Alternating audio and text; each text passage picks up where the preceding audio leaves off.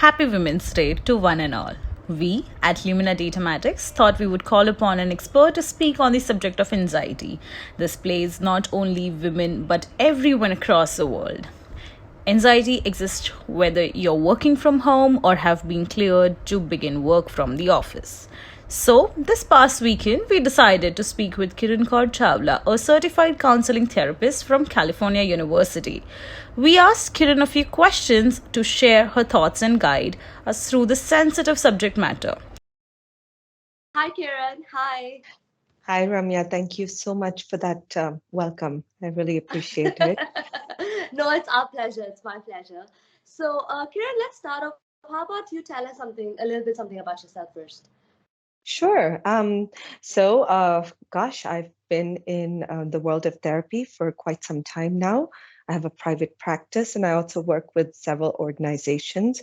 Um, my clients usually range from age 12 going upwards. I don't have an upper limit in terms of age. And like you said, it's a variety of things that people are coming in for. I think with the recent situation in the world, the last 2 years have been extremely difficult on all age groups. And especially in the workforce, we're seeing it. And certainly, I think, today's topic as well, it's nice that you're focusing and highlighting women in the workplace and what they're going through, because certainly that is something that we're seeing often in our space of therapy. Yeah, so that's just a little bit about me. So, my first question to you is, um, how can you tell if someone is experiencing anxiety?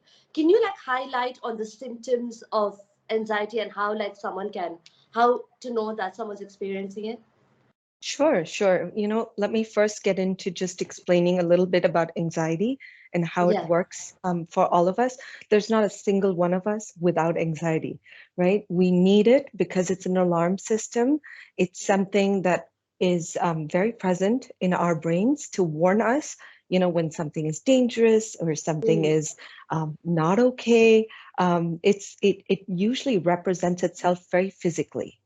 By that, I mean, you'll see with little kids, you will see, right before an exam, they'll catch their tummy and they'll say, oh gosh, I've got such a big tummy ache. And it's not tummy ache, it's actually anxiety that's playing out. For us in the workforce, sometimes it's restlessness. It could be fatigue. You're feeling extremely tired and you don't know why you're feeling so tired all the time. It could affect your sleep. So you're not sleeping for days on end, really not well. You can't stop the thoughts often because you're so worried and you're planning for things for the next day. Muscle tension. So often we feel like, we've been clenching our jaw or our shoulders Yes. feel really tight. It happens a lot. So these are some of the things that happen, but a lot of times we're unaware that it is Mm. anxiety. We just feel really restless and we don't know what's going on. Um, but if anxiety persists, then we can have heart palpitations, we can excessively sweat, we can start panicking when situations present themselves. So there are different things that do happen. Yeah. Can you tell us about how anxiety affects the general well-being of ourselves? Because I feel like we tend to oversee these things, and we're like, okay, no, I mean, you know what, it'll be fine, and I can't go to therapy. So, can you highlight Sure. how it can affect our general well-being? Sure. I think, Ramya, you bring up a really wonderful point because first, let me start with the thing that therapy is taboo, right? Although that's slowly changing, I do feel like companies are being more welcoming. You're doing this talk today. So there are changes that we're seeing where it's more open, where companies are giving that space for therapists to be a part of their team, or they're at least offering for their workforce to go out there and get the help that they need because people are going through grief, they're going through anxiety, they're going through depression, all these different things. Definitely.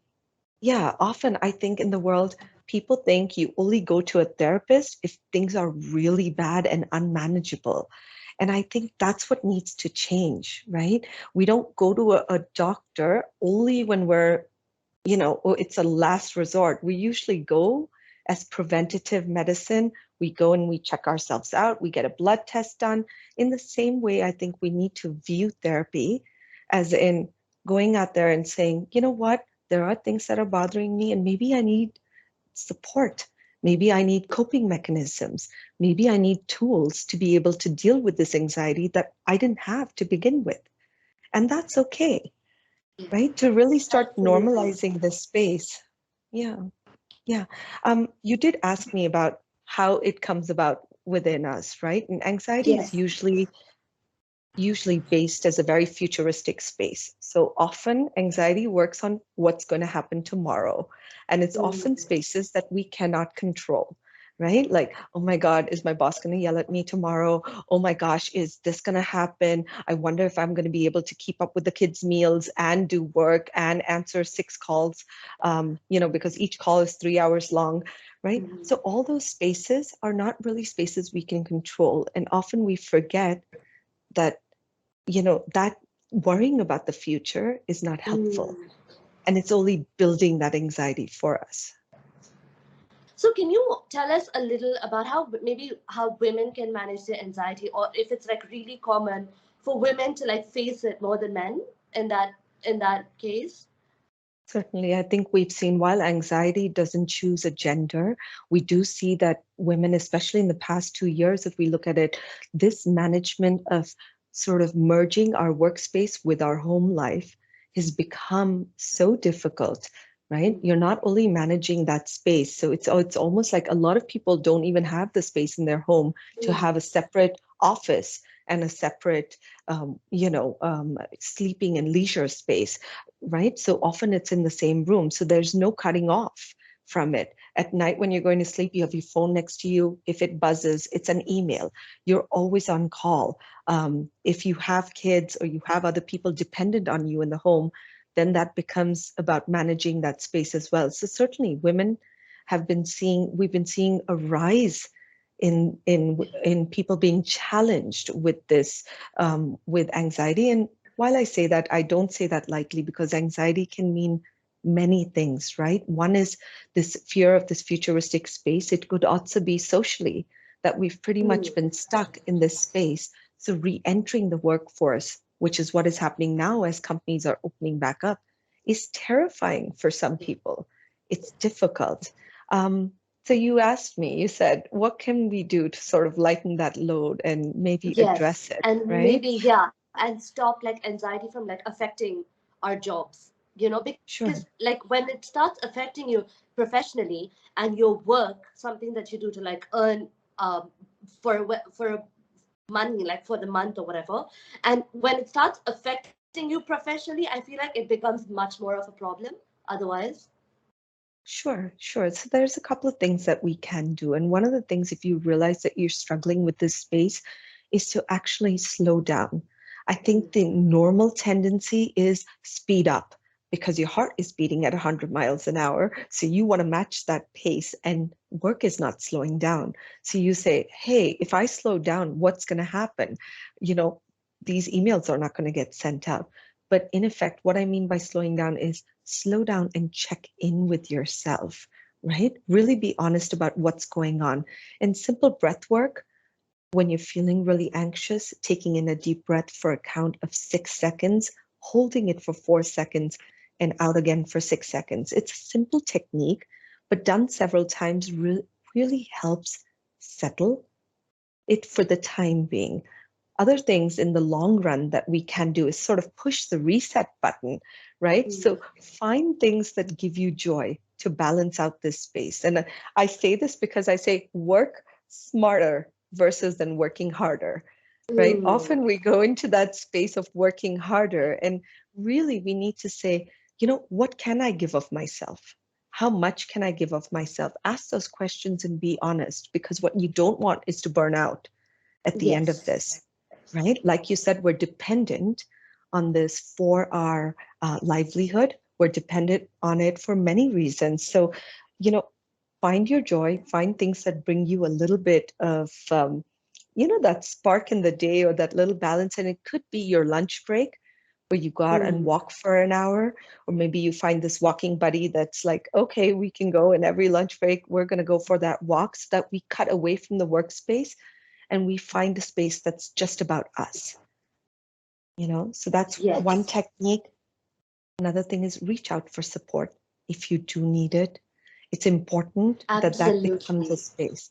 Yeah, that is open. I think another thing is, rather than in the morning, we have this habit of, we wake up in the morning and the first thing we do is we grab our cell phones and we start this to-do list, right? What are the things that need to be done today? How do I organize it? How do I get apart?